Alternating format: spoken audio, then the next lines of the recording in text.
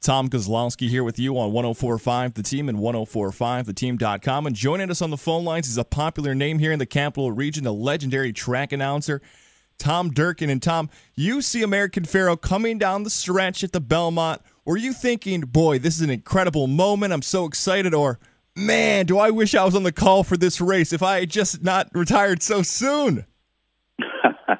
Well, I actually didn't see American Pharoah coming down the stretch. I was actually at Belmont Park that day.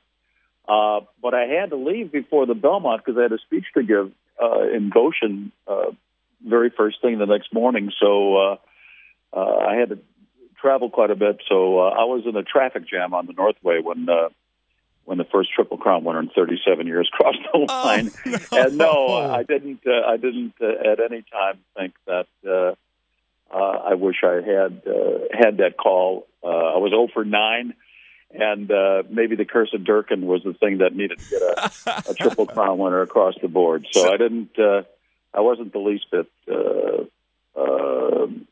upset that in any way that I wasn't there able to do it. I mean, I've said many times before. I mean, horse racing owes me absolutely nothing, and I owe horse racing for my life. So, no, that wasn't the feeling I had. In the past, have you ever had a Triple Crown winning call saved up, or had something been in your mind and said, okay, if this race happens in particular, I think this is going to be my call if he actually pulls this off and wins the Triple Crown in past races? Yeah, what I always did was just put a whole bunch of stuff on paper and into my head. And, if it happened, I had a whole bunch of different things that I hope my subconscious had absorbed and that they would be elocuted. But I never married myself to anything in particular at any time. I always left my options open because you can't really tell exactly what's going to happen. I wish I knew exactly what's going to happen. I would have retired 30 years ago. More heartbreaking call to have, the Real Quiet or the Smarty Jones? Both horses so close, but what was more heartbreaking in that moment? Actually, the New York Times did a story about that once upon a time newspapers would review horse racing shows on TV, and so the Times did one that following morning after Smarty Jones, and I guess you could hear it in my voice because Richard Sandomir wrote that it was the most non-celebratory win call in sports history. I remember that Smarty Jones call very well. And I remember I dropped to the floor thinking, oh, we were so close. Horse racing fans, we almost saw it finally happen. Legendary track announcer Tom Durkin joins us on the phone lines. And Tom, American Pharoah winning the Triple Crown, did you think it would happen in your lifetime? It had been so many times over and over again. Did you think it actually absolutely, would? Absolutely. Yeah, absolutely. This business about it could never happen was just nonsense. I mean, if Real Quiet, bobs his head, 1 millimeter before he wins the Triple Crown, we're not having this conversation.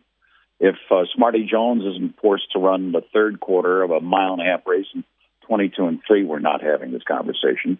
War Emblem, a committed front runner, doesn't fall on his face coming out of the starting gate. We're probably not having this conversation.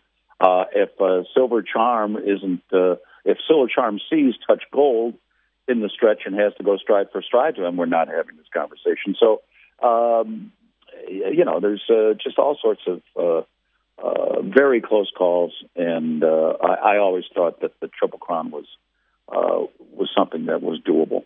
For someone who covered horse racing for such a long time, now that a Triple Crown winner happens, do you think there's going to be an increase in popularity in the sport? Do you think maybe a casual horse racing fan that may have watched American Pharoah now becomes an excited and can't get enough of horse racing? Do you think the popularity of the sport will now increase?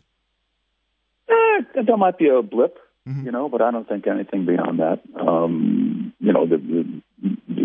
It certainly is an exciting horse. It excited a lot of people. But you know what? In 2 months, he's going to be retired. So now what? But maybe if he were to be around for, 3 or 4 more years racing, like some of those great old horses like Forgo and what have you, or Kelso, you develop a fan base, and from that base, you can expand into larger markets, so to speak, of people that would be interested in horse racing. But I think his victory will be minimal. Legendary track announcer Tom Durkin joins us here on the phone lines, 104.5 The Team and 104.5theteam.com. So, Tom, a lot of fans may now be wondering, what is a typical day like for you in retirement? What do you do? What are you up to? Well, I like to tell everybody I wake up in the morning with nothing to do, and at the end of the day, I'm only half done.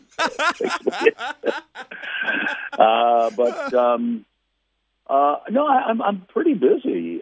I just almost every day have some sort of speech to give or a charity event to MC, appearances that I have to make, a lot of charitable stuff. Every day during the meeting, there's that. And, it's not like I don't know how to do this because, for the last 10 months of my career, I've made it a point to take the winters off. Because it would have been very difficult for me to maintain my creativity 12 months a year in that spot, or even 11 months a year. Mm-hmm. So I would take the winters off. What would happen was after about 2.5 or 3 months, I'd get anxious to get back. And in the last couple of years, I wasn't so anxious to get back, So I think I timed it very well.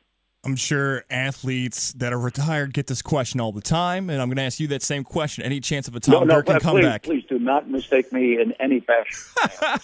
Hey, just don't go there. There's no analogy. There's no comeback in the future then for Tom Durkin. Are we going to see you unretired in a year or two?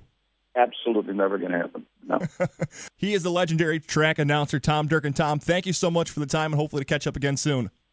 Okay, Tom. Thanks for having me on.